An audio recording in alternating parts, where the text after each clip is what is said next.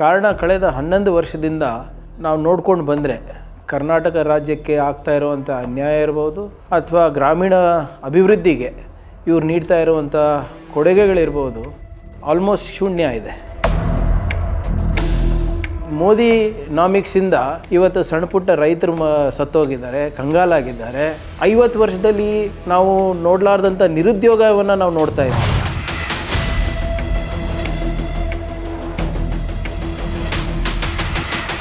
ಆರ್ಥಿಕ ಸ್ಥಿರತೆ ನಮ್ಮ ದೇಶ ಕಾಣ್ತಾ ಇದೆ, ಅಂಥದಕ್ಕೆ ಯಾವುದಕ್ಕೂ ನೆರವಾಗ್ತಾ ಇಲ್ಲ. ಪ್ರಾಮಾಣಿಕವಾಗಿ ಹೇಳಬೇಕಾದ್ರೆ ನನಗಂತೂ ಈ ಕೇಂದ್ರ ಸರ್ಕಾರದ ಬಜೆಟ್ ಮೇಲೆ ಯಾವುದೇ ನಿರೀಕ್ಷೆ ಇಲ್ಲ. ಕಾರಣ ಕಳೆದ 11 ವರ್ಷದಿಂದ ನಾವು ನೋಡ್ಕೊಂಡು ಬಂದರೆ ಕರ್ನಾಟಕ ರಾಜ್ಯಕ್ಕೆ ಆಗ್ತಾ ಇರುವಂಥ ಅನ್ಯಾಯ ಇರ್ಬೋದು ಅಥವಾ ಗ್ರಾಮೀಣ ಅಭಿವೃದ್ಧಿಗೆ ಇವ್ರು ನೀಡ್ತಾ ಇರುವಂಥ ಕೊಡುಗೆಗಳಿರ್ಬೋದು ಆಲ್ಮೋಸ್ಟ್ ಶೂನ್ಯ ಇದೆ. ಸೊ ಅದರಿಂದ ನಂದೇನು ಭಾಳ ದೊಡ್ಡ ಎಕ್ಸ್ಪೆಕ್ಟೇಷನ್ಸು ನಮ್ಮ ಇಲಾಖೆ ಪರವಾಗಿ ಅಥವಾ ಕರ್ನಾಟಕಕ್ಕೆ ಕೊಡ್ತಾರೆ ಅಂತ ಅಂತೂ ನಂದು ನಿರೀಕ್ಷೆ ಇಲ್ಲ. ಇವತ್ತು ನಮಗೆ ಆಗ್ತಾ ಇರುವಂಥ ತೆರಿಗೆನಲ್ಲಿ ಅನ್ಯಾಯ ಇರ್ಬೋದು ಅಥವಾ ಡೆವಲ್ಯೂಷನ್ ಆಫ್ ಟ್ಯಾಕ್ಸಸ್ನಲ್ಲಿ ಏನು ನಮಗೆ ಸೇರಬೇಕಾಗಿರುವಂಥ ಪಾಲಿರ್ಬೋದು, ಅವು ಯಾವುದೂ ಬರ್ತಾ ಇಲ್ಲ. ಕೇಂದ್ರ ಸರ್ಕಾರದವರು ನಮ್ಮ ಕನ್ನಡಿಗರ ತೆರಿಗೆ ತಗೋತಾ ಇದ್ದಾರೆ. ನಮ್ಮ ಶ್ರಮದಲ್ಲಿ ಇವತ್ತು ಇಡೀ ದೇಶವನ್ನು ಕಟ್ತಾ ಇದ್ದಾರೆ. ನಾವು ಬೆವರು ಸುರಿಸಿ ಇವತ್ತೇನು ಉದ್ಯೋಗ ಸೃಷ್ಟಿ ಮಾಡ್ತಾ ಇದ್ದೀವಿ ಅದಕ್ಕೂ ಕೂಡ ಇವರು ಬೆಲೆ ಕಟ್ತಾ ಇಲ್ಲ. ಇವತ್ತು ಕೇಂದ್ರ ಸರ್ಕಾರಕ್ಕೆ ಹೋಗಿ ಮಾನ್ಯ ಮುಖ್ಯಮಂತ್ರಿಗಳಿರ್ಬೋದು, ಉಪಮುಖ್ಯಮಂತ್ರಿಗಳಿರ್ಬೋದು ಹೋಗಿ ಮನವಿ ಸಲ್ಲಿಸಿದ್ದೇವೆ, ಪ್ರತಿಭಟನೆ ಕೂಡ ನಾವು ಮಾಡಿದ್ದೇವೆ.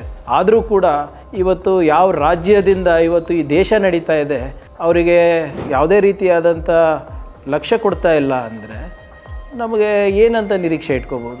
ಇವತ್ತು 11 ವರ್ಷ ಆಯಿತು ಮೋದಿ ನಾಮಿಕ್ಸ್ ಅಂತ.